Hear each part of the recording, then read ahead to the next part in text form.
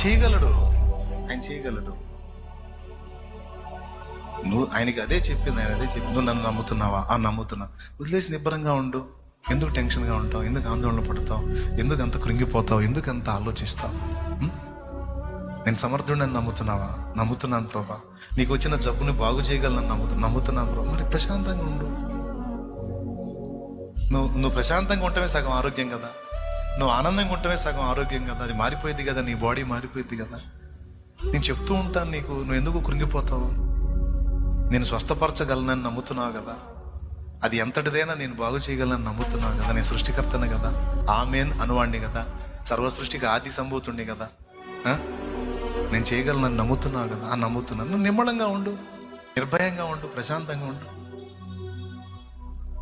నాలో ఆనందించు, నన్ను మయంపరచు, నా ధ్యాసలో ఉండు. నీకు ఆనందం ఉంటుంది.